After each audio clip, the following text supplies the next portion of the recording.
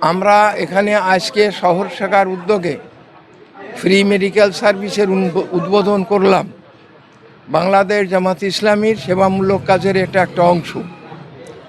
গরিব যারা তাদের চিকিৎসার জন্য সেবা পায় না, অন্তত সরকারিভাবে অনেক সময় পায় না, সামাজিকভাবেও পায় না। আমরা জামাত ইসলামী এমন কোনো শক্তি বা ক্ষমতা নাই, তাদের অর্থ নাই, নিজের পকেটের টাকা এক জায়গায় জমা করে তারা সংগঠন পরিচালনা করে।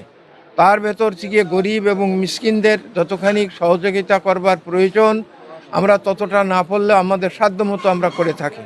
তারই একটা অংশ হিসাবে শহর শাখার উদ্যোগে আজকের ফ্রি মেডিকেল সার্ভিস এখানে উদ্বোধন হলো। আপনারা এবং সমাজের মানুষেরা যারা আছেন তাদের সহযোগিতায় এইটাকে মানুষের সেবার জন্য আল্লাহ রাব্বুল আলামিন কবুল করুন। বিশ্ব আন্তর্জাতিক শ্রমিক দিবস। আজকের এই দিনে শ্রমিকরা তাদের অধিকার ফিরে পাওয়ার জন্য আন্দোলন করেছিল, সেই ইতিহাস আমরা জানি। তো আজকে আমরা সেই শ্রমিক দিবসের উপলক্ষে আজকে বাংলাদেশ জামাত ইসলামী কুষ্টিয়া শহর শাখার উদ্যোগে ফ্রি মেডিকেল ক্যাম্পের আয়োজন করেছি।